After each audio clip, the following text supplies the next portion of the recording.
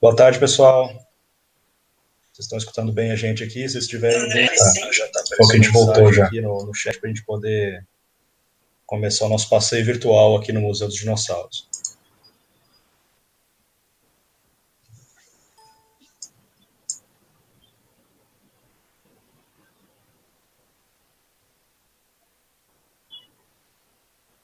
André, se você puder habilitar o chat lá, o pessoal está falando aqui no WhatsApp que o chat está desativado. Obrigado pelo retorno aí, pessoal. Então, boa tarde. Para a gente não demorar muito aqui no nosso passeio virtual e aproveitar esse dia lindo que está lá fora, que infelizmente a gente não pode sair, a gente vai começar aqui o nosso passeio virtual ao Museu dos Dinossauros. Eu estou aqui contando com o auxílio da professora Fernanda Aquário, que vai fazer a mediação das perguntas que vocês forem enviando aqui no nosso chat. E conforme vocês tiverem interesse em saber alguma coisa dos pontos de visita, a gente vai parar nosso vídeo e comentar algumas coisas para atender vocês. Então, a nossa ideia é que essa visita ela demore por volta de 1 hora, dependendo, claro, do interesse de vocês e do que vocês quiserem saber aqui do nosso museu. Então, para a gente... O pessoal que está conversando aqui no WhatsApp comigo, Fabiano, Fernando, vocês estão conseguindo me escutar no YouTube? Vocês estão vendo alguma coisa? Porque para a gente está tudo preto aqui, está tudo fechado.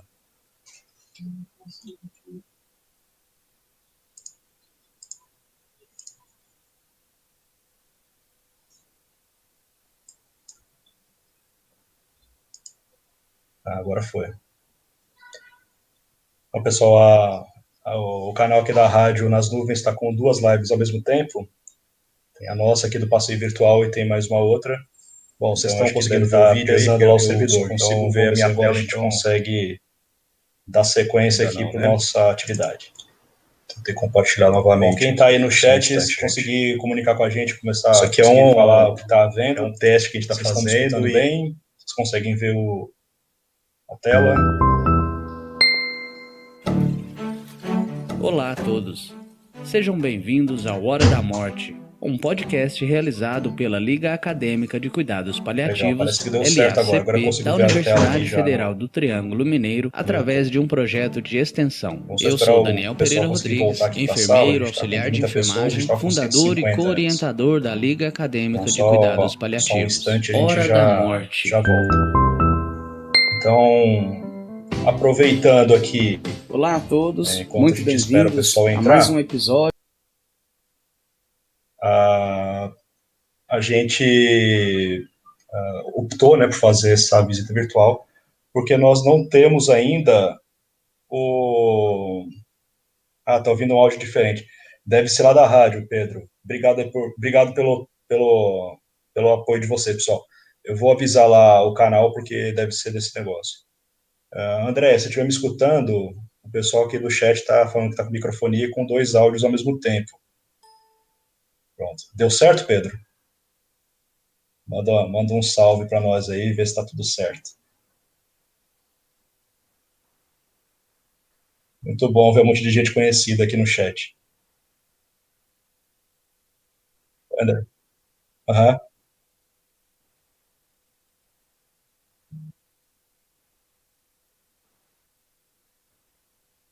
Aham.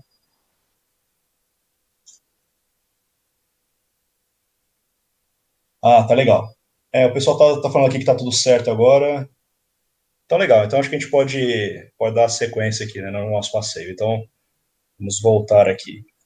Deu um trabalhão preparar isso para vocês, né? A gente estava pensando desde o início da pandemia como trazer as pessoas para o nosso museu, e essa foi a forma que a gente conseguiu fazer nesse momento, né? A gente pretende ainda fazer um site para as pessoas conseguirem realmente movimentar lá por dentro e olharem as peças com mais atenção, mas por enquanto a gente conseguiu pensar só nessa live. Então vamos começar. Bom, então, para quem não conhece Perópolis, a gente tem um jardim maravilhoso, provavelmente é a praça mais bem cuidada aqui da cidade. E nessa praça a gente tem um gramado com algumas réplicas de dinossauros. Então, aqui à esquerda A gente tem o Uberabastã ribeiroi, que é o maior dinossauro do Brasil com um filhote. O filhotinho está ali por trás, tem umas crianças ali, e o filhote está atrás ali da mãe, dá para ver agora debaixo das pernas. E eles estão sendo confrontados aqui por um dinossauro carnívoro, que é um abelisauro, que era um dinossauro carnívoro relativamente comum aqui da nossa região. Parte dessas plantas que vocês veem, elas ocorriam no período Cretáceo aqui da região. Em especial, essa que eu estou apontando aqui com o cursor, que é uma cica. As cicas, elas eram plantas muito abundantes na era Mesozoica, que era o momento onde esses dinossauros que a gente está observando aqui na imagem viviam. Bom, lá atrás, a gente tem realmente o Museu dos Dinossauros na antiga estação ferroviária de Peirópolis. Então, é um lugar muito agradável para visitar, para vir com a família, trazer criança, fazer um piquenique e, claro, ver um pouquinho de ciências, né? Nesse momento que a gente está em isolamento social, obviamente a gente não tem como ir para lá, mas a gente espera que em breve todo mundo possa retornar para lá. E quem sabe a gente não se encontra por lá, a gente consegue fazer esse passeio ao vivo também. Então, é um lugar muito agradável, é um privilégio poder trabalhar por lá. A gente tem uma equipe de pessoas fantásticas também, sempre nos dando apoio. Esse aqui à direita, nesse gazebo, a gente tem o nosso bebedouro, com água potável lá do poço de Peirópolis mesmo. Ali atrás a sorveteria, e aqui a gente está indo em direção ao Museu de Peirópolis. Eu sempre gosto de começar as visitas que nós fazemos lá em Peirópolis pelo museu, por diversos motivos. Primeiro que é um prédio histórico, ele foi construído em 1889, então já tem mais de 100 anos, né? quase 150 anos já. E esse prédio contém uma exposição bem legal. Aqui a gente está observando uma cica, uma dessas plantas que eu falei que eram bem comuns na era Mesozoica, quando os dinossauros estavam por aqui. Então, uma vista aérea do museu, e nós estamos subindo na plataforma de embarque dos trens lá em Peirópolis, onde fica aqui a entrada do museu. A gente tem 2 exposições em Peirópolis. Essa primeira, que fica dentro do prédio histórico, como eu comentei com vocês, e uma segunda que, no final aqui da nossa visita, a gente vai dar uma olhada. Aqui a gente está observando a réplica antiga do titanossauro, quando não tinha nenhuma espécie descrita, né? Então, aqui a gente tem um painel muito bonito que foi feito pelos paleartistas, né? Pelo Ariel e pelo Pepe.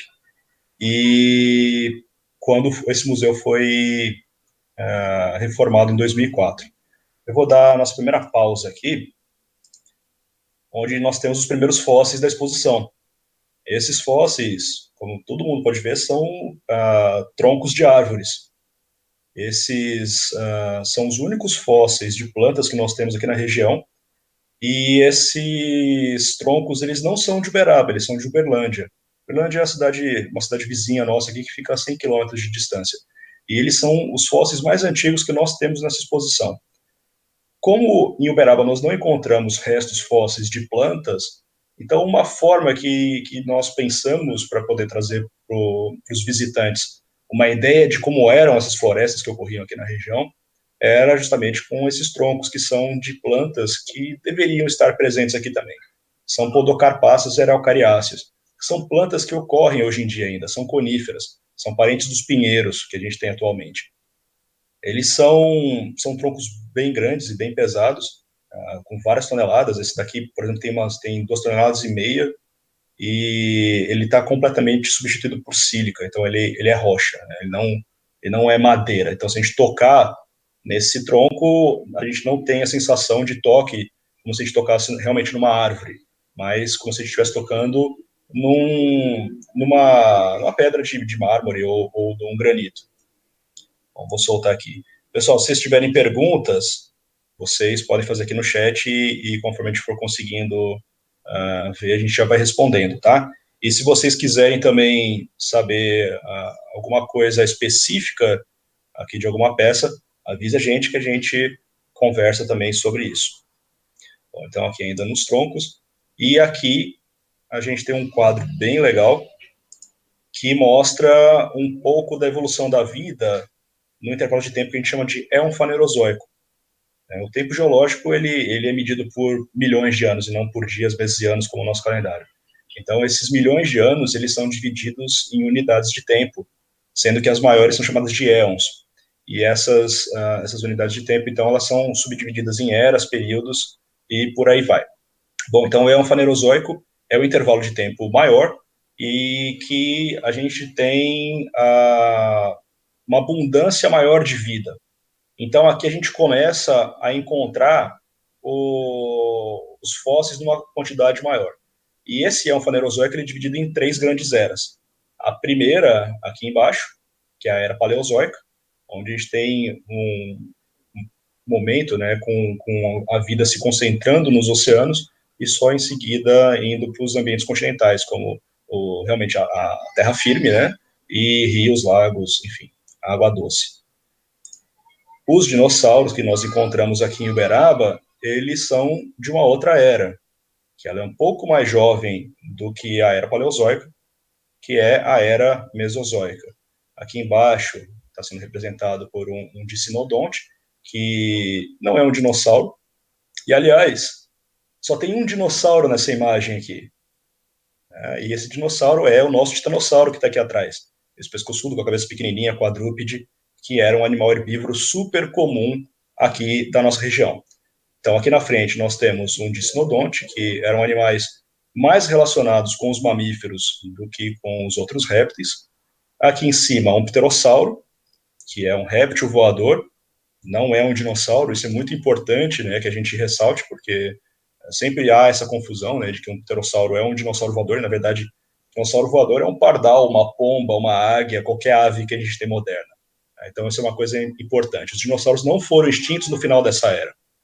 Uma parte dessa diversidade de dinossauros sobreviveu àquela grande extinção pelo choque do meteorito e está viva até hoje. Aliás, as aves, né, ou seja, os dinossauros, eles são os vertebrados terrestres, alguns dos vertebrados terrestres mais abundantes que a gente encontra nos nossos ambientes atuais. Bom, e aqui do lado um mamífero. Então, os mamíferos eles surgiram também nessa era mesozoica, aparentemente um pouco depois da origem dos dinossauros, mas não muito distante, né? A gente sempre pensa que os mamíferos eles são algo mais novo, mas não. Os mamíferos são bem antigos. A vida de dinossauros, né? Os mamíferos, a diversidade de mamíferos que nós temos hoje, ela é muito diferente desse período, né? Desse intervalo de tempo, mas os mamíferos já estavam presentes por lá. E a terceira e última era desse éon fanerozoico é chamada de era cenozoica, que a gente consegue ver aqui em cima, representada por uma ave do terror. É um apelido carinhoso, né, para essas aves predatórias grandes e terrestres, né, não voadoras, que ocorriam aqui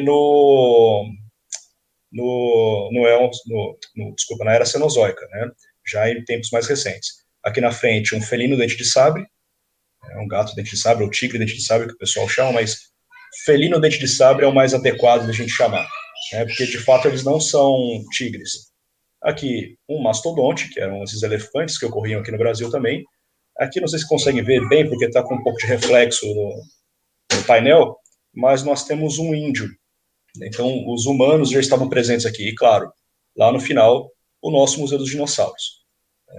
Mostrando, então, que nós estamos nessa era chamada de Era Cenozoica.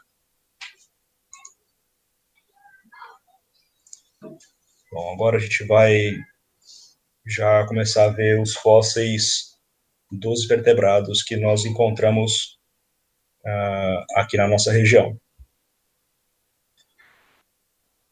Bom, o primeiro fóssil que a gente se depara quando entra no museu é esse fêmur de 1,15 m de um titanossauro. Esse fêmur, ele é bem legal porque ele está bem completinho, né? E para mim ele é muito especial porque foi um dos primeiros fósseis grandes que eu participei de uma escavação. Esse aqui a gente encontrou em 2001, lá no sítio de Peirópolis mesmo, que fica só a 2,5 km do Museu dos Dinossauros que a gente está visitando agora. Então é um fêmur de um animal de mais ou menos uns 10 metros de comprimento, se tivesse completo, mas que a gente só encontrou esse único fóssil, né, na nossa escavação. E vocês conseguem ver também, olha como ele é branquinho, né? É um osso bem branco, porque pelos processos de fossilização que ele passou, então ele acabou sendo preenchido e substituído por calcário. O calcário é um dos elementos principais que a gente usa para fazer cimento e construção civil. Aqui a gente está mostrando agora um painel, vou dar uma pausa rápida porque é um painel muito grande, de um titanossauro, que na verdade não tem réplicas de uma única espécie, são réplicas de diversas espécies diferentes que foram montadas para que a gente tenha uma noção do tamanho desses animais em relação aos seus ossos. Então, começando aqui pela cauda, aqui um fêmur, não é o mesmo fêmur que eu mostrei para vocês, mas é bem parecido e tem só 1 centímetro a menos do que o outro. As vértebras do tronco, as costelas, o húmero, que é o osso aqui do braço, a escápula, que é o osso do ombro, um dos ossos do ombro, as vértebras do pescoço e nada de crânio, porque nós não encontramos crânio até hoje. Na verdade, a gente tem 2 ossinhos isolados de crânio de titanossauros, mas eles nem na exposição estão, porque não dá para a gente ter aquela noção perfeita, né, de como era o crânio desse animal. Então, isso ia acabar gerando mais confusão para os visitantes do que qualquer outra coisa. Então, essa é a réplica aqui do nosso titanossauro. Aproveitando aqui, hoje em Uberaba nós temos 3 espécies de titanossauros que foram descritas com base em fósseis aqui da região, que são Trigonosaurus praisei, Bauru-titã britoi e Uberabetitã ribeiroi. Nessa réplica a gente tem elementos ósseos dessas 3 espécies e de mais algumas outras. Então, talvez tenha 5 espécies diferentes aqui, mas que essas outras espécies que não têm nome, elas não foram possíveis de serem descritas ainda, por conta do material escasso e fragmentário que são encontrados aqui. Bom, vocês conseguem ver também que o museu é escurinho, né, e o foco de luz ele fica nas peças, que é realmente para a gente poder ter dar uma importância maior para esses materiais, dar um foco para esses materiais e destacá-los em relação aí à paisagem do museu, né. Bom, aqui a gente tem mais alguns outros ossos de titanossauros. Esse daqui é um fragmento de pubis. Pubis é um dos ossos da bacia, né? Aqui, uma sequência de vértebras da cauda de um titanossauro. Essa sequência aqui é muito interessante porque, em geral, a gente não encontra esqueletos articulados aqui na região. O que seriam esqueletos articulados? Esqueletos articulados são aqueles esqueletos onde os ossos eles estão na posição que eles deveriam estar quando o animal estava vivo, né? Então, normalmente, o que a gente encontra são fragmentos de fósseis. Todo mundo pensa que vai chegar lá no campo e vai encontrar um dinossauro deitado de lado, né, assim, igual a gente vê no Jurassic Park e em outros filmes, mas o que a gente encontra normalmente são fragmentos mesmo, são pedacinhos muito pequenos. Os meus alunos que estão aí no chat, eles podem até confirmar o que eu vou falar para vocês. Quando a gente vai a campo, eles ficam pegando qualquer pedrinha do chão e ficam me mostrando, perguntando se é um fóssil. E eu só fico falando que não, mas eu não posso mentir para eles também, né? A gente tem que falar a verdade e quando encontra um fragmento é uma alegria, apesar de não ser um esqueleto inteiro, né? Então essa sequência de vértebras caudais, ela é bem legal porque a gente tem várias vértebras na posição que deveria estar em vida desses animais. Tem alguma pergunta aí para nós? Tem uma pergunta. Opa, temos uma pergunta aqui. Pergunta do Lorenzo. Qual dinossauro tinha o maior dente e o tamanho do dente? Essa pergunta é uma pergunta muito interessante. Olha, provavelmente os maiores dentes de dinossauros que a gente conhece no mundo são dos tiranossauros. Tá? E eles são dentes enormes, que eles são maiores do que o tamanho da minha mão. São muito grandes. A gente não tem tiranossauros aqui no Brasil, a gente tem vários outros dinossauros. Eu, inclusive, acho mais legais os nossos dinossauros aqui no Brasil do que o tiranossauros, né? E entre os dinossauros carnívoros, a gente tem alguns dentes bem grandes que a gente vai ver daqui a pouquinho. Então, quando a gente chegar na vitrine dos dentes, eu retorno a falar aqui com o nosso amigo Lorenzo. Bom, então ali as vértebras, agora as costelas. São costelas grandes, né, como vocês podem ver também, mas gigantesco, como a gente tem algumas. E isso daqui são 2 ossos, o coracoide e a escápula fusionados, que são ossos aqui da região do ombro do animal. Então, o caracóide é um osso que nós não temos, né, como mamíferos, mas a gente tem outros ossos que são similares, e a escápula, esse osso que a gente tem aqui atrás do nosso ombro, que permite esses animais movimentarem os braços para poder fazer a locomoção. E é de um bicho bem grande esse. E aqui uma fíbula, né, de um titanossauro. Essa vértebra aqui ela é muito legal. É a vértebra de um Trigonosaurus praisei. Ela tem da base, aqui de baixo, né, da base da vértebra até o topo do espinho neural, 72 centímetros. E devia representar um indivíduo de mais ou menos uns 21 metros de comprimento, que é quase o dobro do tamanho daquela montagem que a gente tem na parede. Bom, voltando aqui à pergunta do Lorenzo, que perguntou qual era o dinossauro que tinha o maior dente e qual era o tamanho do dente. Os dinossauros que tinham o maior dente aqui em Uberaba são dinossauros carnívoros também, como esse daqui que está ilustrado aqui atrás.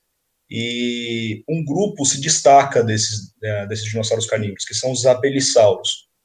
Os abelissauros, eles eram dinossauros com até 9 metros de comprimento, alguns eram bem menores do que isso, mas com até 9 metros de comprimento, e eles tinham esses dentes em forma de faca. Eles são bem achatados lateralmente, parece uma faca mesmo de cortar carne, e quando vocês puderem visitar lá o museu de novo, e vocês observarem aqui, tanto na borda, essa borda mais reta, quanto mais nessa borda mais arredondada, que a gente chama então de borda mesial e borda distal, vocês conseguem ver umas serrilhas. Essas serrilhas, elas parecem uma serrinha de faca, realmente. Então, para que servia isso? Quando esses animais, eles mordiam as suas presas, esse dente cortava a carne e o bicho conseguia puxar a carne para poder se alimentar. Então, os maiores dentes aqui, eles têm até uns 10 centímetros de comprimento. Isso sem contar com a raiz, tá? Talvez com a raiz fosse dobrasse esse tamanho. Então, eu acho que assim a gente consegue responder essa pergunta interessante. E essa pergunta também ela é interessante por outro motivo, né? Se o bicho tinha dente grande, qual era a alimentação dele? Então, esses carnívoros, evidentemente, deviam se alimentar de presas grandes. Essas presas, elas, aqui na região, provavelmente, as maiores eram realmente os titanossauros. Tem mais uma pergunta aqui dos dentes? Os dentes sempre chamam muita atenção aqui na exposição, então a gente sempre espera que venha alguma coisa aqui. Sobre dente não tem, Thiago. Tem perguntas gerais. Qual o maior dinossauro já visto? Qual o dinossauro mais rápido? E o maior carnívoro? Legal. O maior dinossauro já visto. Eu entendo que é como fóssil, né? Então, como fóssil é o Argentinossauros. O Argentinossauros, pelo nome, né? Ele veio da Argentina e era um bicho que podia talvez chegar até 40 metros de comprimento.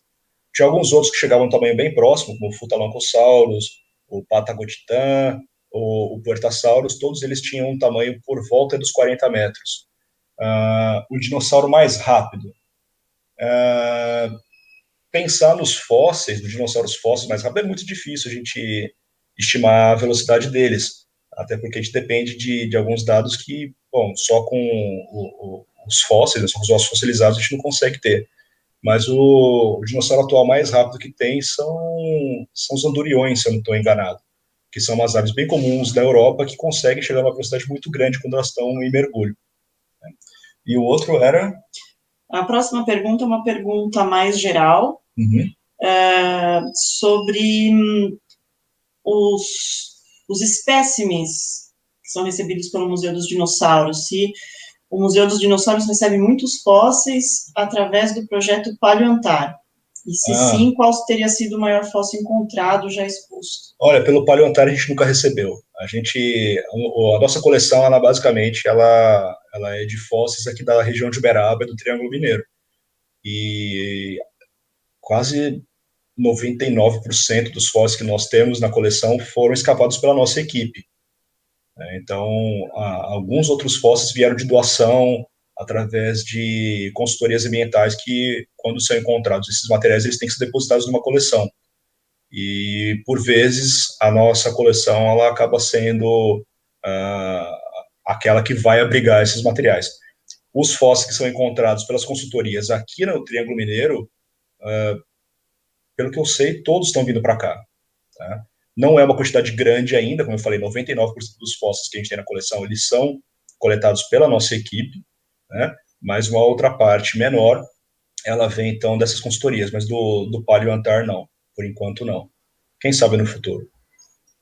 Bom, vou dar sequência aqui. Tem mais uma pergunta. Tiago, tem mais uma pergunta voltando aos dentes. Legal. Maria de Ouro Preto pergunta se a linha de dentes de baixo é de dinossauros herbívoros. Não, essa vitrine aqui são só dentes de dinossauros carnívoros. Essas de baixo que vocês estão vendo aqui, os fósseis, os dentes, eles estão em bloquinhos de rocha ainda. Por que a gente optou por fazer isso? Porque as pessoas, elas têm uma dúvida, assim, como é que encontram um fóssil? Porque o que a gente vê na televisão, nos filmes, o paleontólogo está com um pincelzinho tirando areia e escavando o dinossauro inteiro. Só que a realidade não é tão fácil assim. Os fósseis, eles são encontrados em rochas, então a gente usa desde de marreta de 12 quilos, britadeira, até uns martelinhos menores, que chegam a meio quilo mais ou menos. Então esses materiais, eles foram escavados em rocha e eles ficaram na rocha para que as pessoas pudessem realmente ver isso.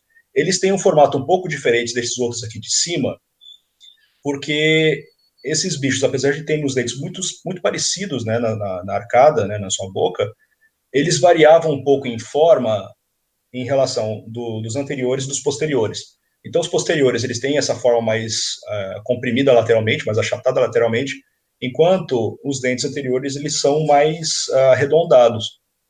Eles são menos comprimidos, né? Então eles têm que ser mais fortes porque justamente é a parte da boca que esse animal vai acabar mordendo sua presa. Então tem que ser dentes mais fortes, senão eles acabam se quebrando. O que me leva para uma outra coisa. Os dentes quebravam muito e eles trocavam muito de dente durante a sua vida, né? E é por isso que a gente encontra tanto dente de dinossauro aqui, principalmente dos carnívoros. Tá? Bom, então, aproveitando aqui os dinossauros carnívoros, nós não temos muitos fósseis de dinossauros carnívoros. A maior parte realmente são dos carnívoros, são de dentes. Por conta disso, durante a vida do animal, ele vai ter só 2 fêmures, né? Um para cada perna. Mas dente, eles vão trocar, assim, aos milhares durante a sua vida. Então, é muito mais fácil encontrar. Então, a probabilidade realmente é essa. Mais um dinossauro carnívoro aqui. Esse daqui é muito interessante, chama muita atenção de todo mundo que visita.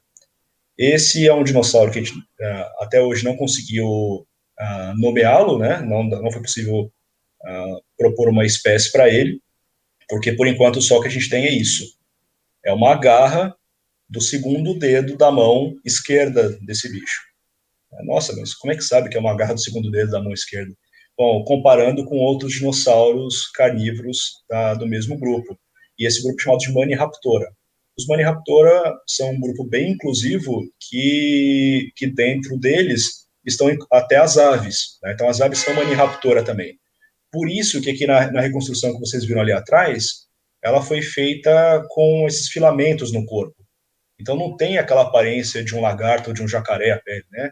Parece realmente a pele de alguma coisa diferente. E essa coisa diferente seriam as aves. As penas mais primitivas que são conhecidas, elas têm esse formato filamentoso, são os filamentos. Não são aquelas penas como da asa de uma galinha, por exemplo. Então a gente optou por fazer esse dinossauro com essa plumagem para que as pessoas soubessem disso.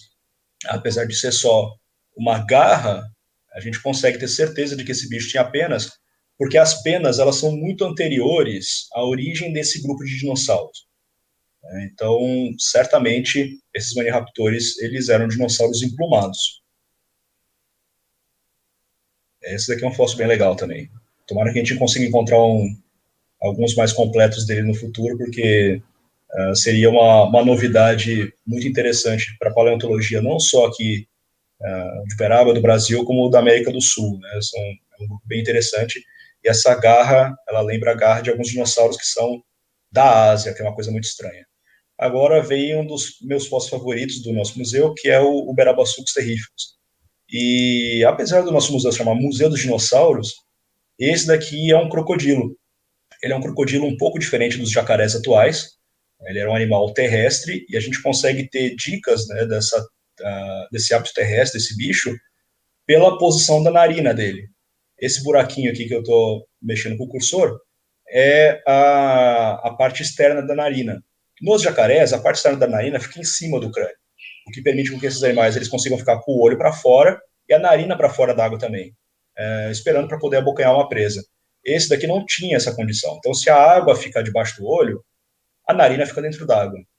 E para a narina ficar dentro d'água, esse bicho tem que levantar a cabeça e isso não é viável para ele conseguir se estabilizar dentro d'água. Então, isso daqui é uma das dicas de que esse bicho ele era terrestre. Tem algumas outras também. Esse grupo de crocodilos é chamado de Peirossauridae, e os Peirossauridae têm esse nome porque os primeiros foram descobertos em Peirópolis, que é esse bairro rural aqui da cidade. E são conhecidos outros esqueletos de peirosaurídeos, outras espécies de peirosaurídeos pelo mundo, né? E a gente sabe que a posição dos membros dele também deixava esses bichos mais eretos. Isso daqui é uma parte bem interessante do esqueleto do animal. Vocês conseguem ver essas placas aqui parece que tem uns desenhos, né? Parece que tem umas perfurações.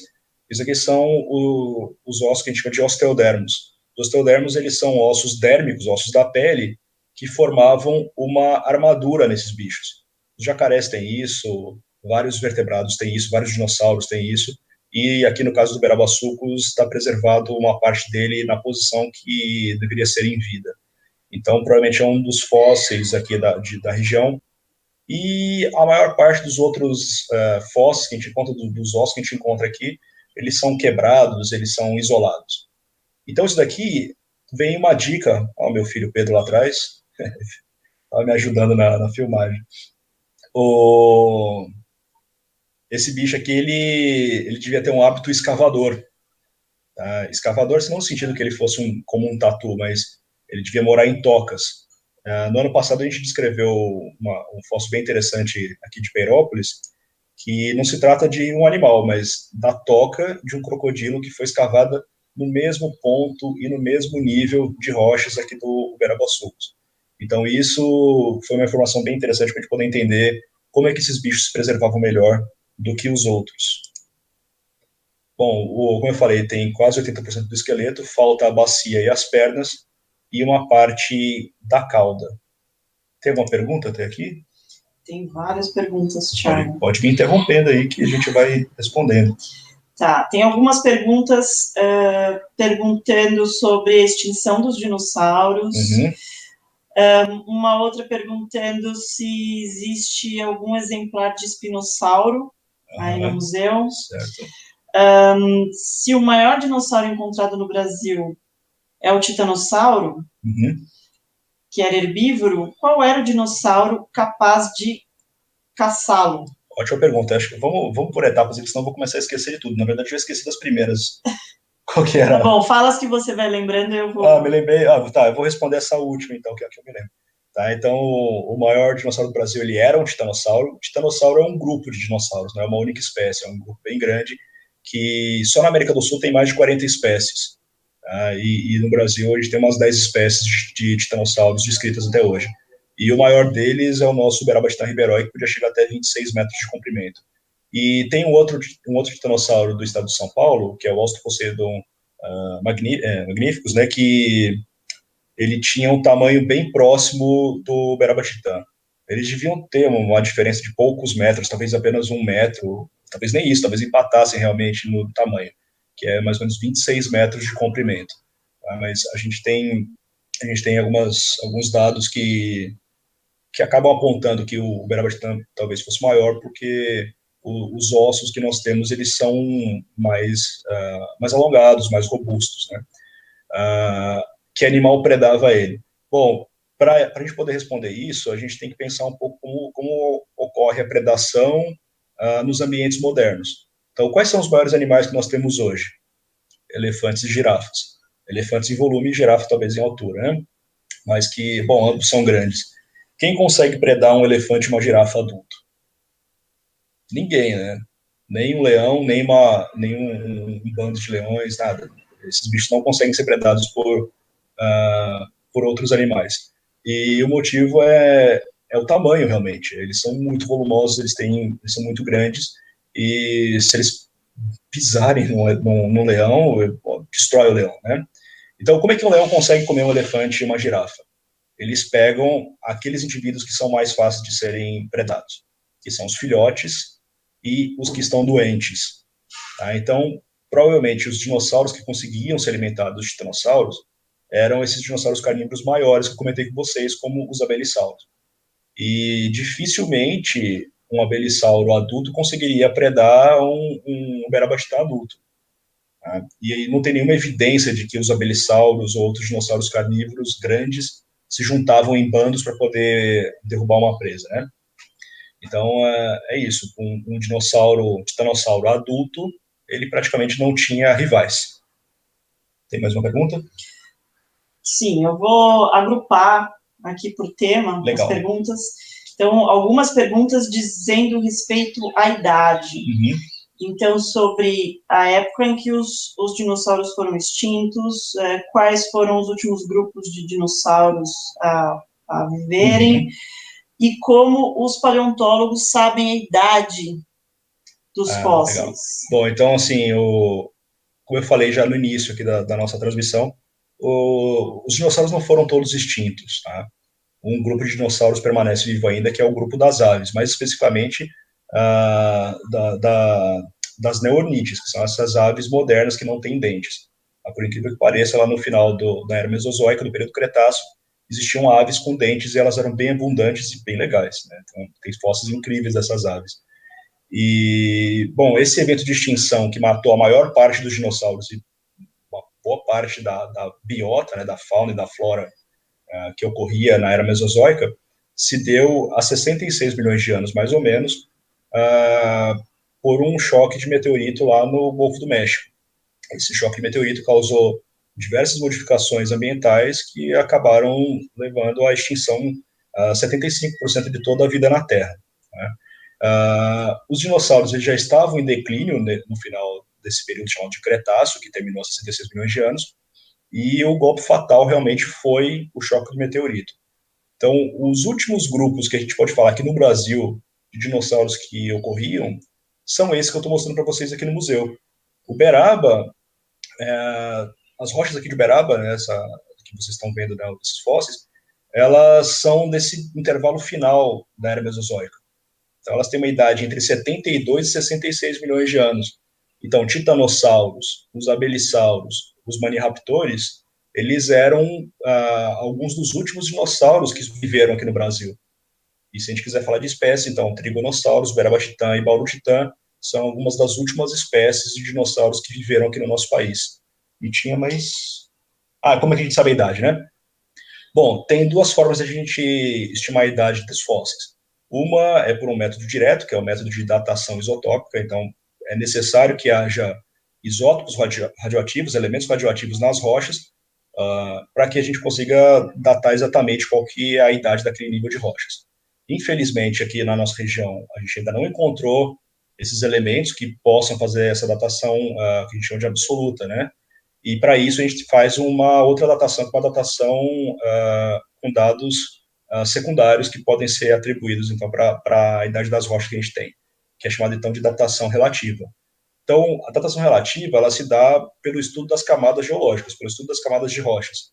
Então, se a gente tem um conteúdo fossilífero em uma camada, um tipo de fóssil específico nessa camada, que ocorre em outro lugar do mundo, onde essa camada pode ser datada pela datação radiométrica, a gente sabe, então, que a nossa rocha aqui, apesar de não ter a datação absoluta, tem o mesmo fóssil, portanto, tem a mesma idade. Então, é assim que a gente trabalha. A gente trabalha com esses intervalos de tempo. E uma coisa que vocês não vão ver eu falando é, olha, esse fóssil tem 67,8 anos. Não, eu sempre comento assim que é do final do Cretáceo, ou que é de um intervalo de tempo entre 72 e 66 milhões de anos, alguma coisa assim.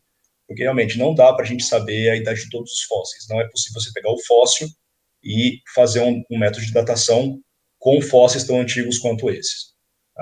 Vocês certamente ouviram falar da datação por carbono 14, que é a que a gente mais escuta falar, mas isso daí são para fósseis bem mais recentes. São para fósseis até mais ou menos 70 mil anos só.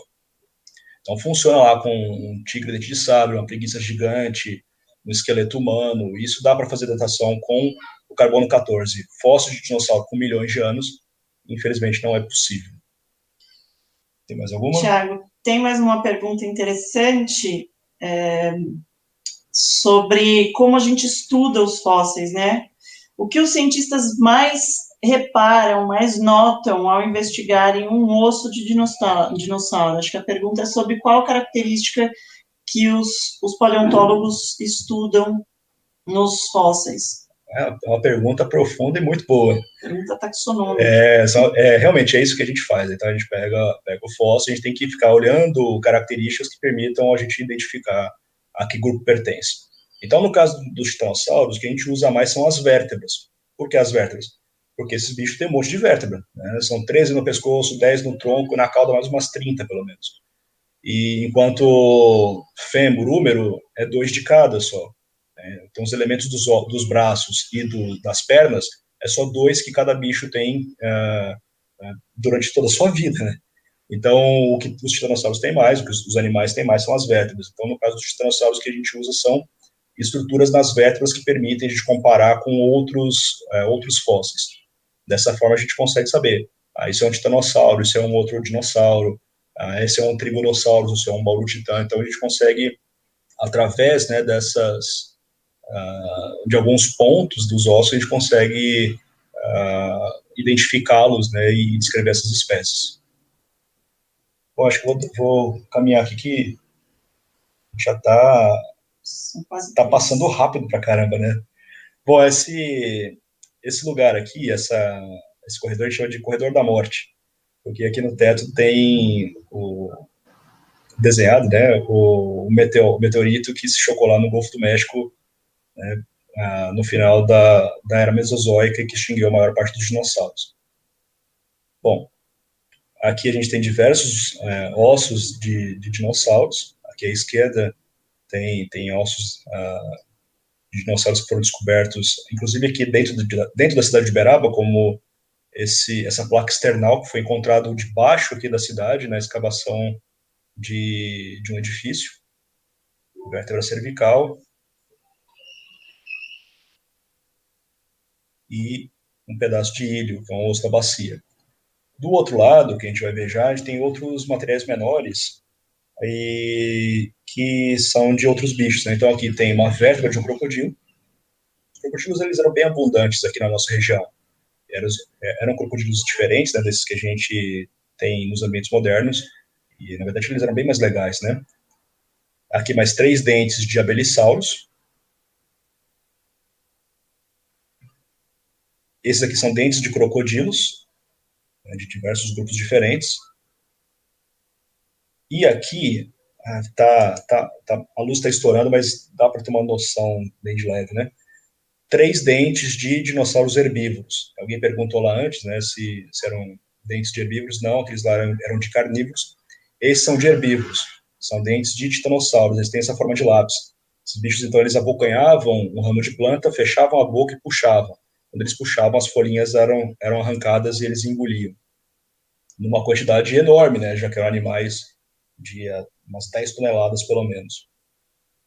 Aqui acho que a gente não vai conseguir ver muito bem, mas é uma impressão de uma concha.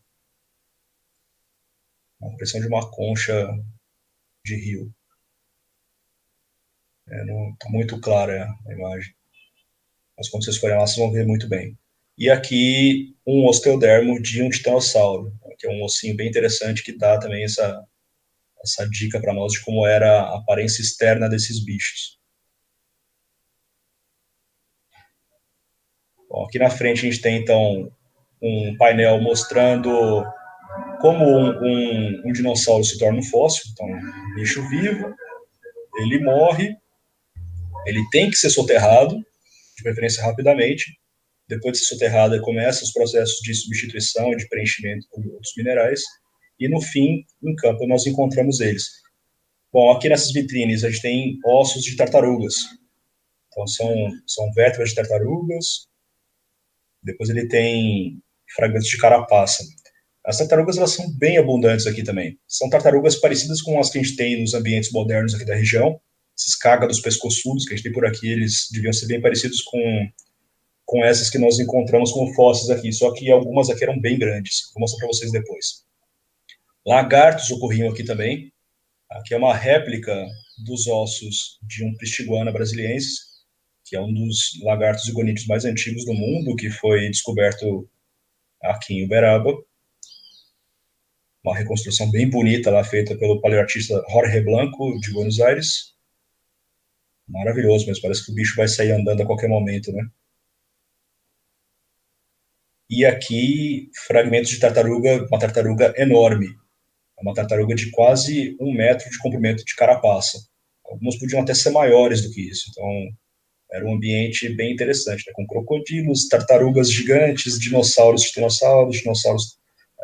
abelissauros, mais um monte de coisa. Bom, nessa salinha aqui a gente tem um pouco de materiais que mostram como é o trabalho de um paleontólogo. Então, aqui tem uma cópia de um mapa do ponto 1 de Perópolis, que é o ponto que a gente mais coleta fósseis aqui na região, feito pelo Llewellyn Ivor Price, que foi o primeiro paleontólogo a estudar os fósseis aqui da região. E ele ia marcando nesse mapa onde encontrava cada fragmentozinho para tentar entender como eles estavam dispersos no ambiente. E é um trabalho muito minucioso que ele fez e que é muito importante. E aqui um martelinho e uma ponteira que eram utilizadas pelo ajudante do Price para fazer as escavações. Aqui o nosso laboratório.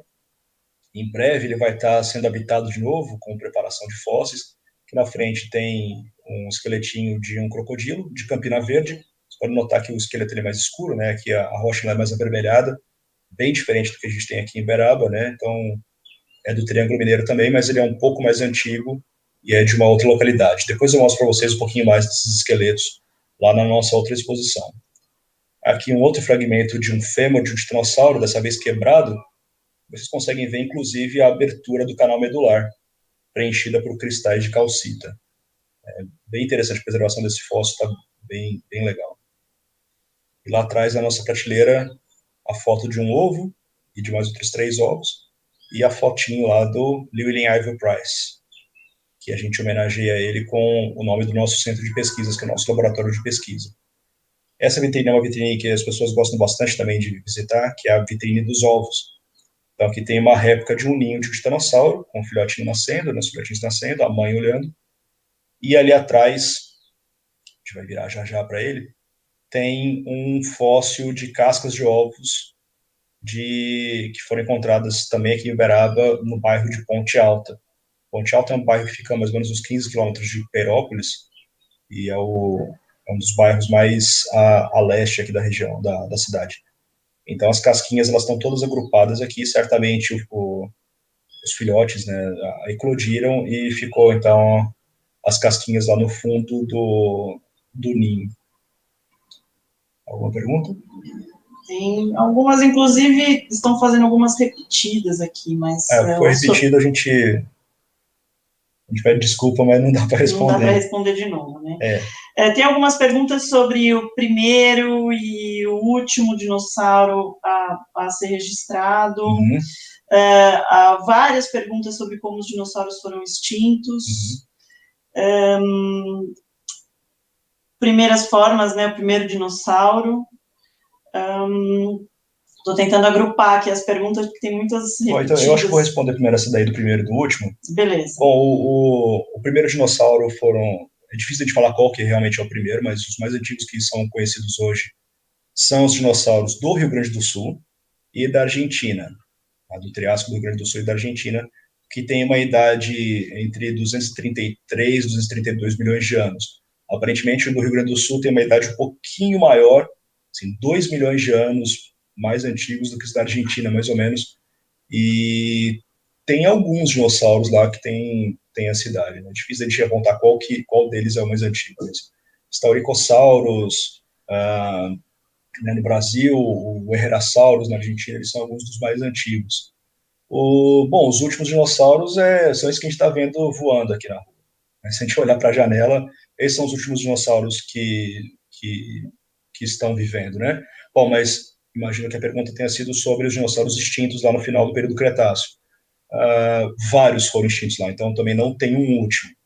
A Tyrannosaurus Rex foi um deles, que também estava lá no final, mas também o Beraba-titã, Trigonossauros, o Bauru-titã, os nossos abelissauros, todos eles estavam nesse limite. Como eles foram extintos?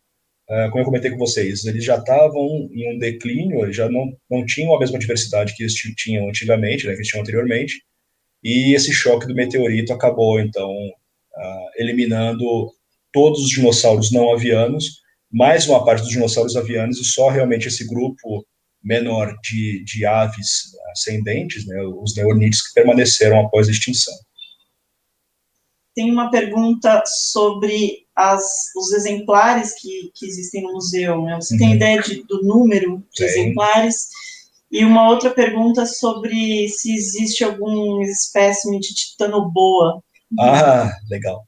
Bom, a titanoboa não tem aqui. A titanoboa ela é mais jovem, ela é do Mioceno, né, e é de uma região amazônica. Então é um contexto ambiental totalmente diferente, de uma idade diferente. O número exato de fósseis que nós temos, eu sei disso porque eu mexi ontem nisso. A gente tem 1.846 fósseis na nossa coleção. Respondi? Bom, então vamos ver as tartaruguinhas aqui. Então aqui tem umas réplicas das tartarugas, como vocês podem ver, são bem parecidas com as tartarugas que a gente tem nos ambientes modernos aqui da nossa região. E aqui a tartaruga mais completa que nós temos, que é a Cambaremes langertoni. É o indivíduo jovem, talvez juvenil. E os anuros, né, as rãs, pererecas e sapos também estavam presentes aqui. Aqui tem uma réplicazinha do Berabatrax carvalhoi, uma rãzinha de 8 centímetros de comprimento só. Ela é muito parecida com as rãzinhas que nós temos hoje em dia, inclusive em Peirópolis, né?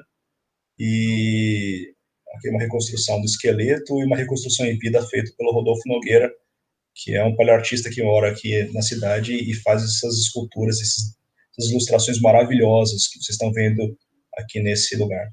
Bom, aqui tem uma... Isso aqui eu vou até pausar aqui, tá? Porque essa daqui é uma réplica, uma reconstrução em vida do Berabatrax carvalhoi, aumentada 5 vezes. Tá? Então está escrito aqui embaixo, que é uma reconstrução 5 vezes maior do que quando o animal estava em vida. E por que eu estou pausando aqui? Porque é muito normal as pessoas virem para cá, verem essa escultura grande e acharem que junto com os dinossauros tinham uns sapos gigantes. Não é isso. É só para poder ressaltar mesmo, porque isso não é muito pequenininho, então às vezes é mais fácil você ver esses materiais aumentados. Sim. Será que caiu?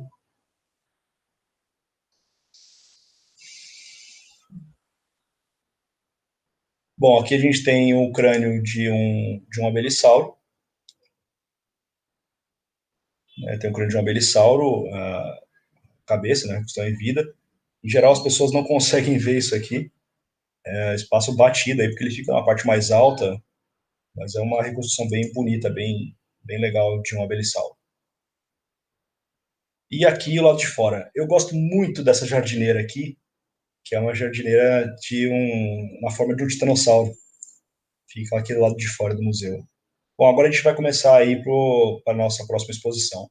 Isso aqui é muito legal, isso mostra como era a tabela de horários de trem aqui da estação de Peirópolis. Então, trens para baixo, trens para cima. Trens para baixo eram em direção a Campinas e trens para cima eram em direção a Goiânia, que era o início e o final, né, dessa linha. E aqui esses tijolos, inicialmente esse prédio da estação, ele tinha esse revestimento, ele não tinha essa pintura bege, não tinha essa argamassa por cima, né, não tinha essa cobertura, né, então ele era um tijolão. Bom, então aqui o jardim, a gente pegou um dia maravilhoso, né, para poder filmar. Na verdade foi sorte, mas em geral quando vocês visitam Peirópolis a gente encontra esse tipo de paisagem, né? Em especial na época da seca. Então entre abril, meio de abril até outubro, em geral é esse tipo de clima que a gente encontra em Peirópolis. Então, ali à esquerda vocês viram o tiranossauro antigo feito pelo nosso amigo Norton, que fez todas as esculturas aqui do lado de fora, né, do museu, e mais alguns do lado de dentro também.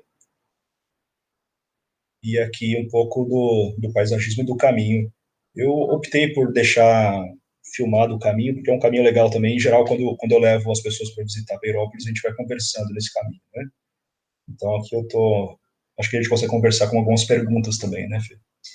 Isso, Thiago. Tem algumas perguntas que eu acho que eu entendi, que dizem respeito ao tempo que o paleontólogo gasta para preparar o material para escavar a rocha, extrair o material da rocha e depois preparar o material e estudar até conseguir identificar. Eu acho que é isso que as pessoas quiseram dizer. É uma questão bem interessante também. Varia muito, tá? Varia muito, assim, o tempo. Se for uma rocha mais dura, vai demorar mais. Se for um esqueleto maior, vai demorar mais. Então, isso varia bastante. Em geral, a gente faz campanhas de uma semana, né, quando a gente vai para fora. Né, quando a gente vai para Campina Verde, por exemplo. Que aí a gente tira materiais menores e tal. Quando a gente está trabalhando com materiais aqui em Uberaba, a gente fica alguns meses escavando. Chegou já a ficar 3 meses escavando um titanossauro aqui na cidade. E não estava completo, mas tinha bastante material, né, desse titanossauro. Então a gente escavou ele foi preparado em mais ou menos uns 3 anos, né, uns 3 anos para ser preparado, e agora a gente está no processo de descrição. Mas isso varia muito, assim, varia muito do fluxo de trabalho que a gente tem, do tipo de rocha, do tipo de material, quanto material a gente tem que comparar, se precisa viajar. Então, eu estou descrevendo um material agora, que eu espero mandar essa semana ainda, que é um crocodilinho, que ele foi coletado na década de 60. Ele foi coletado em 1966. Ele foi doado pelo Price, que ficou no museu por muitos anos, até que, não no nosso museu, mas no Museu no Rio de Janeiro, no Museu de Ciência da Terra, que eu agradeço muito pelo empréstimo de material. E eu encontrei esse material no museu em 2016, 50 anos depois de que ele foi encontrado. Preparamos ele e agora, mais 4 anos, a gente está terminando de descrever esse crocodilinho aqui da Formação Uberaba. Então varia bastante mesmo. Bom, e aqui esse é o próximo prédio, que é o prédio administrativo do Complexo Cultural e Científico de Perópolis, que é da nossa universidade, a Universidade Federal do Triângulo Mineiro. Então aqui é a entrada, e eu estou entrando pelo lugar dos visitantes mesmo, tá? E normalmente eu entro por outro lugar, mas levando aqui uma visita no local dos visitantes. Bom, esse daqui de cara a gente vê o Uberaba Riberói, maior dinossauro brasileiro. Só que aqui, em uma reconstrução em esqueleto com 12 metros, ou seja, menos da metade do tamanho do maior Uberaba Riberói que a gente conhece. A vértebra que nos dá esse tamanho de 26 metros para ele, ela tem quase 1 metro de comprimento se ela estivesse inteira. Preservada, ela tem 70 centímetros. Então, é uma vértebra enorme. E ela tem o dobro do tamanho das vértebras que estão aqui nesse esqueleto. Bom, então aqui no chão tem alguns ossos originais do Uberabachitã e aqui réplicas montadas, né, na forma de um esqueleto articulado de um adulto jovem. Bom, aqui uma reconstrução da cabeça. A gente não tem a menor noção de como era o crânio desse bicho, mas podia ser algo parecido com isso. Uma reconstrução em vida do crânio, feita também pelo nosso amigo Rodolfo Nogueira. Fez um trabalho brilhante aqui. E as pessoas gostam muito de ver essa reconstrução. Parece que vai dar uma piscadinha para a gente também, de tão bem feita, né?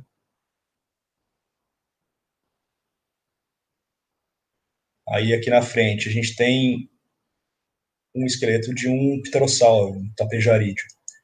Não foi encontrado nada de pterossauros aqui na nossa região, né? Mas em rochas do mesmo da mesma bacia sedimentar, onde são encontrados os fósseis aqui de Uberaba, são encontrados fósseis desse tipo de pterossauro, de tapejarídeos também. Então é bem possível de que os pterossauros estivessem voando aqui em cima das cabeças dos abelissauros e dos titanossauros, mas a gente não tem ideia de quais eram. Então optamos por fazer esse tapejara, né, com o Helder da Rocha, também um artista incrível, que fez essa reconstrução brilhante. Bom, e aqui a réplica de um crânio do abellissauro mais famoso do mundo, que é o Carnotaurus sastri. É um bicho da Argentina com mais ou menos uns 7 a 8 metros de comprimento, que se destaca por possuir 2 chifrinhos no topo da cabeça. Esses chifrinhos eles deviam ser cobertos por uma cobertura córnea, né, como da unha, como um chifre de um boi mesmo. E a gente consegue ver umas outras coisas interessantes, que é um focinho curto, ele não é um focinho alongado, é um focinho mais curto, e vários dentes iguais àqueles que eu mostrei para vocês lá na exposição. Então, como a gente não tem nenhum crânio de um abellissauro aqui no Brasil para a gente poder mostrar para as pessoas como eram os abellissauros, nada melhor do que mostrar um Carnotaurus. E aqui uma reconstrução também feita pelo Norton, de um abelisauro em vida, um abelisauro generalizado, não tem uma espécie definida que foi montada aqui. Mais uma pergunta? Ou algumas? Sim, pergunta se o Berabatitã e o abelissaurídeo viveram juntos. Viveram juntos. O Berabatitã e os abelissaurídeos viviam juntos, sim. Mais alguma? Tá, então vamos dar sequência aqui. Bom, e aqui do lado desse abelissauro, a gente tem uma vitrine com alguns ossos originais de abelissauros. Não são muitos ainda, mas logo mais a gente vai ter novidades na nossa exposição. Né? Então, um pedaço de um fêmur, uma falange, que é um osso do dedo do pé, e uma vértebra torácica de um abellissauro. É um abellissauro com tamanho entre 5 e 6 metros de comprimento. Aqui na frente tem uma coisa muito legal, mas vocês vão conseguir ver quando vocês puderem visitar lá o museu, que é um estereoscópio que foi desenvolvido, né, foi feito pelo Rodolfo, onde vocês olham aqui nesse visor e conseguem ver uma cena 3D de Uberaba no Cretáceo. Aqui tem um esqueleto montado de um bicentenário argentina, que é um dinossauro celurossauro, né, e aqui do lado um esqueleto de uma siriema, dessas modernas mesmo que a gente tem hoje em dia. Ela foi encontrada atropelada ali na BR-262. E os dois estão montados lado a lado para que a gente possa comparar um esqueleto de um dinossauro não aviano com um esqueleto de um dinossauro aviano e mostrar para as pessoas várias características que são semelhantes entre si, como o pescoço em forma de S, 3 dedos funcionais no pé, a presença da fúrcula, né, que é o ossinho da sorte, entre outras coisas que unem os dois. E, claro, também dá para ver as diferenças, que é a ausência de uma cauda óssea aqui na siriema, né, e os dentes presentes lá no bicentenário. Então, é muito legal para a gente mostrar para as pessoas por que realmente a gente pode falar que as aves elas são dinossauros. Esse daqui é um crocodilo terrestre lá de Campina Verde, é o Campina Sucos Diniz, feito numa escultura maravilhosa pelo Rodolfo, mostrando o bicho totalmente ereto, né, em relação ao chão, sem arrastar a barriga. Aqui do lado, daqui a pouco a gente vai ver um bloco com fósseis do Campina Sucos Diniz, que foram coletados lá na fazenda do nosso amigo Amarildo, né, lá em Campina Verde. Aqui é o crânio e quase todos os ossos, né, na verdade, do esqueleto estão presentes aqui. Foram encontrados lá na fazenda do Amarildo, em Campina Verde, e depois eles foram descritos por várias pessoas. O crânio pelo Ismar Carvalho e colaboradores, o pós-crânio pelo Leonardo Cortes e colaboradores,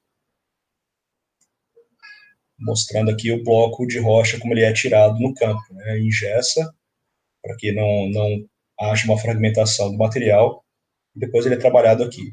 Esse daqui também é um bloco bem legal, que é a bacia e o fêmur de um tiranossauro que foi encontrado aqui dentro da cidade, atrás aí do shopping novo, né, do Praça Shopping, na construção do condomínio. Então a gente levou 3 meses para escavar esse esqueleto, a gente conseguiu escavar, e hoje o prédio que tá em construção é o mais alto, é o que estava o dinossauro de baixo.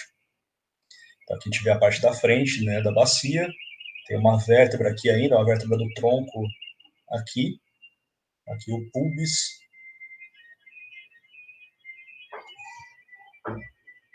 E aqui pulou. Opa, mais uma pergunta aqui. Tem algumas perguntas específicas, mas só para lembrar que o Rodolfo apareceu no chat aqui, mandou mensagem. Ô, Rodolfo, um abraço para você, bom saber. Eu não estou conseguindo ver o chat aqui, então, pessoal que está me mandando oi aí, agradeço, depois eu vou ler tudo aí, mas não consigo responder agora. Algumas perguntas específicas, se existiram dromeossaurídeos no Brasil, alguma maniraptora no Cretáceo no Brasil, qual o dinossauro mais pesado encontrado até hoje? Bom, então eu vou responder do dinossauro mais pesado. O mais pesado provavelmente são esses maiores, né? O Argentinossauros, o Futaloncossaurus, Puertasaurus, Patagoditã, talvez esses sejam os mais pesados pelo próprio tamanho deles, né? Então o volume acabava impactando. Quais eram as outras mesmo? Eu esqueci. Do dromeossaurídeo e o maniraptor. Então, o dromeossaurídeos tem algumas evidências, sim, no Brasil. Aqui em Uberaba a gente tem... Alguns autores propuseram a presença desses bichos por aqui, mas hoje em dia estão praticamente descartadas, inclusive com um trabalho muito bom feito pelo Rafael Delcuri e colaboradores, que saiu tem menos de um mês, eles deram uma revisada nos materiais, eles não encontraram a presença desses bichos em Uberaba, mas em outros lugares aqui do sudeste brasileiro, em São Paulo, né, tem sugestões, né, de que esses animais estavam presentes sim. E os maniraptores estavam presentes sim aqui no final do Cretáceo. Então, aquela garra que nós temos na exposição ela é de maniraptora. E é do finalzinho do Cretáceo mesmo, né, quase já no limite do Cretáceo Paleógeno, quase chegando nos 66 milhões de anos. Mais alguma? Se tinham Edmontossauros? Não, Edmontossauros não. Edmontossauros é um bicho norte-americano. Ele não ocorria por aqui e, na verdade, no Brasil nada nem parecido com eles. Esse grupo de dinossauros, que são os hadrossaurídeos, eles deviam estar por aqui. Mas até hoje ninguém encontrou no Brasil. Que é uma coisa muito estranha, porque na Argentina tem, não Edmontossauros, mas outros hadrossaurídeos, né, que é da mesma família. E continuar procurando. A gente vai procurar e quem sabe a gente não encontra alguns. Tem uma pergunta que é mais sobre física do que sobre paleontologia, Opa, que é qual a chance dos dinossauros voltarem à vida no futuro? Acho que isso tem a ver com o filme, né? Eu acho que é mais genética, talvez, do que de física, né? De física, pode ser dos dois, né? Física pode fazer um buraco de minhoca voltando no tempo, né? E genética, talvez, na manipulação.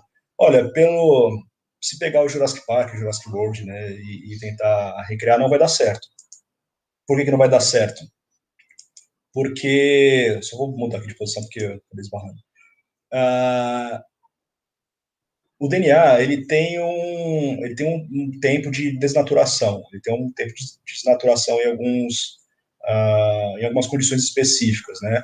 Então, se ele estiver abaixo de menos 5 graus Celsius, ele consegue ficar mais ou menos estabilizado até 1 milhão de anos, 1.800.000 anos. Mais do que isso, se perde completamente. Ou seja, tinha que ter um dinossauro ou um sangue do dinossauro preservado a menos 5 graus Celsius durante todo esse tempo. Só que eles não foram mortos só há 1 milhão de anos ou 2 milhões de anos. Eles foram extintos há 66 milhões de anos. Então, pela genética, tem uma outra chance de fazer, que é você pegar uma ave moderna e começar a ativar genes que foram desativados. Tem alguns pesquisadores, por incrível que pareça, que estão tentando fazer isso hoje. Já conseguiram fazer dentes em embrião de galinha, cauda óssea em embrião de galinha, dedos com garras em embrião de galinha, uma galinha, né, um embrião de galinha sem bico. Então, tudo isso já foi possível ser feito, né? Mas não fizeram isso tudo junto. Então, ia lá, ativava o dente, o gene do dente, ativava o gene da cauda óssea, ativava o gene dos dedos funcionais, e por aí vai. Então, tem essa ideia. Se vão fazer mesmo ou não, isso daí tem uma série de implicações, inclusive éticas, né? E se me perguntar agora o que eu acho, eu não sei nem responder. Se eu queria ou não que fizessem isso. Por curiosidade, eu ia querer, sim, mas se é certo, eu não tenho muita opinião ainda. Então, eu vou soltar aqui, porque a gente já está com o tempo bem alongado, né? Mas se tiverem perguntas, a Fernanda vai me passando aqui. Bom, esse daqui é uma das últimas espécies que nós descrevemos com base no material da nossa coleção. Esse é o caipira-sucos mineiros, o crocodilo caipira de Minas Gerais. Os caipira-sucos eles foram descritos primeiro pelo meu amigo Fabiano Iori, lá em São Paulo, lá em Monte Alto e Catanduva, e depois, mais recentemente, nós encontramos um aqui em Campina Verde, nessa rocha vermelhinha que vocês estão vendo. E é um fóssil muito legal, porque tem da ponta do focinho até a ponta da cauda praticamente completamente preservado. E nós fizemos um trabalho que foi publicado em 2018 que fala tudo sobre esse bicho, né? Desde a anatomia do crânio até a anatomia do pós-crânio. E era um bicho muito legal porque, ao contrário dos parentes modernos deles, eles eram herbívoros, eles comiam plantas, talvez só plantas. Tem algumas sugestões que talvez pudessem comer plantas e outros animais, mas talvez só plantas. E, por fim, alguns dos bichos mais jovens da nossa coleção e da nossa exposição, que são a preguiça gigante, né, que são fósseis da preguiça gigante, que foram encontrados aqui dentro de Uberaba, aqui dentro da cidade. Então, aqui tem um fragmento da mandíbula, fragmento do fêmur, rádio e ulna, e junto a gente montou um esqueleto de um tamanduá e o esqueleto de um lobo-guará. Eu vi que o Pedro estava por aí no chat, ele que montou os dois. Quase não demorou nada para montar, né, Pedro? Nem me enrolou muito, mas aí no final a gente conseguiu montar. Brincadeira, Pedro, tenho saudade de você no laboratório, viu? Você ajudava bastante aqui. E ainda bem que hoje eu tenho mais um monte de gente para poder dar um apoio lá. Eu vi que também alguns estão no chat. Então eu tô com muita saudade dos meus alunos, viu? De verdade. A gente fica conversando quase todo dia lá no nosso grupo, mas o dia a dia no laboratório faz falta, né? Bom, então aqui a preguiça gigante também, numa reconstrução feita pelo Norton, para as pessoas terem uma ideia da dimensão desse bicho, né? Bicho bem grandalhão, pesado e herbívoro. E, bom, convivia com o tamanduá e com o lobo-guará que estão ali. E aqui nessa vitrine a gente tem crânios, né, de um projeto que eu tinha sobre anatomia comparada. Então a gente pegava esqueletos de animais que foram mortos naturalmente ou atropelados nas estradas, processava eles e depois colocava aqui na exposição e utilizava nas nossas aulas e também para estudos de anatomia comparada. Então são animais diversos, muitos aqui do Cerrado, muitos aqui da região, outros que a gente recebeu por doação e também alguns que são introduzidos, né, como bode, a vaca, o cavalo. E aqui alguns dos últimos fósseis que estão expostos, que são os troncos de pteridófitas, de samambaias, que foram coletados no Maranhão e no Tocantins. E depois ali em cima daquele banquinho, que a gente vai ver já já, fósseis também de coníferas, né, que são lá de Santa Catarina.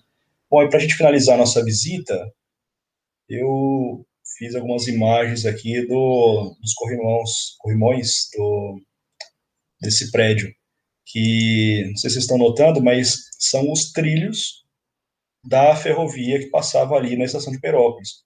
Quando a gente chega aqui perto, a gente consegue ver a idade.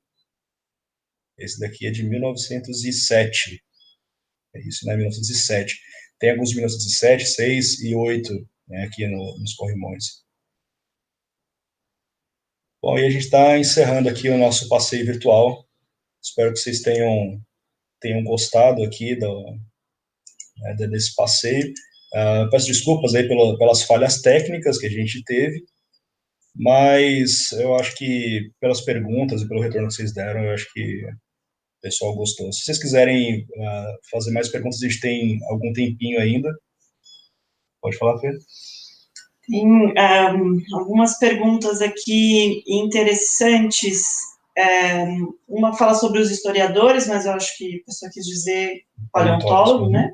Então, como os paleontólogos sabem que parte do corpo é aquele fragmento? Legal. Vou responder essa primeiro, então. Bom, essa pergunta, ela vem daquilo que eu acabei de falar sobre a anatomia comparada.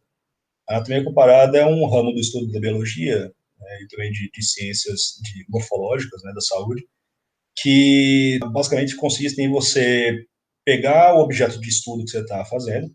Então, se está estudando um dinossauro, você vai comparar com outros animais. E que animais você pode comparar com um dinossauro? Outros dinossauros, ou senão os parentes mais próximos deles, como os crocodilos, por exemplo. E aí você consegue saber, bom, o meu osso ele é alongado, ele tem uma cabeça e tem algumas projeções, o que pode ser? Começa a comparar com ossos de animais que são conhecidos. Pega de um jacaré, por exemplo, aí você vê que é o fêmur. Opa, então tem o fêmur. Então, é através desse processo da anatomia comparada que a gente consegue saber de que parte que é cada elemento que a gente está encontrando. Tem mais umas perguntas. Vocês fazem atividades ou cursos para crianças no período de férias letivas? Estou perguntando sobre especificamente a filha de 7 anos, que quer ser paleontóloga desde os 4. Muito boa pergunta. Olha, esse é um desejo que a gente tem já há algum tempo, na verdade, né? Hoje, a gente tem uma equipe técnica muito pequena lá no complexo, que é realmente do complexo. A gente são 4 servidores só, né? E eu não sou nem lotado no complexo, sou lotado num outro instituto aqui na universidade, mas o laboratório que eu coordeno, ele fica por lá. A gente tem muita vontade de fazer isso, mas a gente precisa de mais gente para poder realizar. A gente precisa também dos alunos sempre nos auxiliando. Hoje a gente tem um grupo legal, A gente tinha vários projetos para esse ano, inclusive para crianças, como, por exemplo, reativar a Semana dos Dinossauros, que era uma semana que era feita aqui na época da prefeitura, que eu cheguei a atuar nela como mediador estagiário, na época da minha graduação, na época da faculdade. E eu cheguei a atender 10 mil crianças em uma semana. Era uma coisa de louco, assim, era muita gente e era muito legal, era muito gratificante. A gente ficava exausto no final, mas era muito bacana. Só que acabou não sendo mais possível realizar. Então, esse ano a gente tinha essa ideia de retomar essa atividade. Os cursos, eles viriam junto com a Semana dos Dinossauros. Então, a gente teria, nessa semana, os cursos voltados para essas crianças em idade escolar, né, para o idade escolar, para que tivessem esse contato. Os cursos de férias, eles são um pouco mais complicados a gente realizar, porque os nossos estudantes estão em férias também nesse momento, então muitos voltam para as suas cidades de origem, então seria um pouquinho mais complicado, mas eu acho que dá para fazer sim no futuro. Eu acho que é um negócio que, se a gente organizar, eu acho que para o futuro breve a gente consegue realizar. Algumas perguntas aqui, na verdade, já foram até abordadas, né, sobre o que aconteceria se existissem dinossauros, na verdade, você já falou, Thiago. Uma pergunta que talvez, que também tem a ver com algo que você já disse, mas que talvez não tenha ficado claro, é se existem animais da Era do Gelo no Brasil. Existem. Eu não cheguei a falar especificamente da Era do Gelo, né, mas a preguiça gigante é um animal da Era do Gelo. E tem vários fósseis desse momento, né, dessa idade, que é o Pleistoceno, em diversos lugares do Brasil. Aqui no Triângulo Mineiro, a gente tem os mais notáveis, né, são realmente a nossa preguiça gigante, que é um caso bem peculiar, porque foi encontrado dentro da cidade, e os mastodontes de Araxá. Lá no Grande Hotel de Araxá, que hoje é o Tauá, encontraram um cemitério de mastodontes com mais de 40 indivíduos. Mas basicamente o que a gente tem aqui no Triângulo Mineiro, não tem muito mais do que isso. Mas em outros lugares do Brasil, Rio Grande do Sul, Bahia, quase todos os estados do Nordeste, basicamente, a gente tem fósseis de animais da Era do Gelo. Preguiças gigantes, criptodontos, tatus gigantes, os felinos de sabre, elefantes, camelídeos, né, como lhamas, ursos, uma fauna bem interessante que ocorria por aqui, sim. Temos aqui uma mensagem da Estela. Ô, Estela, que legal que você está aí. Eu tenho que agradecer muito a Estela por todo o apoio. A Estela é a diretora do Complexo. Ela dá todo o suporte para nós, né, para que a gente consiga fazer nossas atividades de pesquisa e extensão. E ela batalha demais, né, por todas as atividades que a gente realiza por lá. Acho que para fechar, acho que todas as perguntas foram abordadas. Eu acho que para algumas que foram feitas de forma repetida, talvez as pessoas tenham perdido algumas falas, então ainda bem, né, que a transmissão é feita pelo YouTube, então quem quiser pode assistir de novo, né? Eu acho que para fechar, que foram algumas perguntas que foram feitas, alguns livros como sugestão de leitura, tanto para paleontologia como sobre os dinossauros do Brasil, que você poderia sugerir? Posso. Eu acho assim que provavelmente os melhores para um público mais geral, não sei quem está fazendo a pergunta, né, mas pelo nosso público aqui, imagino que seja um público que ainda não está na área, são os livros do professor Anelli. Ele tem diversos livros publicados ao longo dos anos, para diversos níveis diferentes, né, desde de bebê em fase que a mãe tem que ler o livrinho, para a fase de alfabetização, até livros voltados para o público de graduação já. Então, eu sugiro que procurem os livros do professor Luiz Eduardo Anelli, que eles cobrem bastante esse tema, e, em especial os dinossauros. Agora, se for já universitário, tem os livros do professor Ismar, né, os livros Paleontologia, que são 3 volumes, que aí são livros mais técnicos mesmo, né, mas... bom, e tem diversos outros livros que são traduzidos para o português. Então, eu sugiro mais esses 2 autores. Se me permite, Thiago, dar uma sugestão, existe um livro online muito interessante chamado Paleontologia na Sala de Aula. Esse é incrível, realmente. Ele é muito bom e ele atende bem até ensino médio em algumas atividades. Ele tem atividades para serem feitas em sala de aula, né? E aborda bem vários conceitos de paleontologia de forma geral, não só dinossauro, mas todos os conceitos. O Paleontologia na Sala de Aula é muito legal, feito lá pelo pessoal do Rio Grande do Sul. E eu aconselho, inclusive, os meus alunos que estão assistindo que deem uma olhada, porque tem diversas atividades para serem utilizadas com o ensino básico, né? Então, essas nossas disciplinas de EDP, práticas pedagógicas, vocês podem tirar boas ideias desse livro também. Finalizamos? Então, eu só queria agradecer aqui, novamente, alguns dos nossos parceiros, né? Bom, já agradecer a Estela pessoalmente aqui, né, e agradeço de novo, porque realmente o trabalho que ela está fazendo lá em Perópolis é um divisor de águas, né? E, bom, o Geoparque Uberaba, que é um sonho aqui da cidade que está, dessa vez, se concretizando. A Andrea e todo o pessoal do SEMEC, da mídia extensão, pelo apoio aqui, né, em transmitir nossa live da visita. Bom, o Centro de Pesquisas é o nosso laboratório, o Complexo Cultural e Científico de Perópolis é onde fica, né, o Museu dos Dinossauros, e eles são vinculados ao Departamento de Cultura e à Pró-Reitoria de Extensão da nossa universidade. Então, pessoal, muito obrigado. Eu vou dar uma olhada depois em todos os comentários e se eu ver que vocês têm interesse em mais conteúdos como esse, a gente vai pensar seriamente em criar um canal e fazer algumas outras transmissões e vídeos para que vocês tenham essa curiosidade saciada. Legal? Obrigado por estar com a gente. Obrigado, Fê. Obrigado, Andréia. E até a próxima. Obrigada, gente.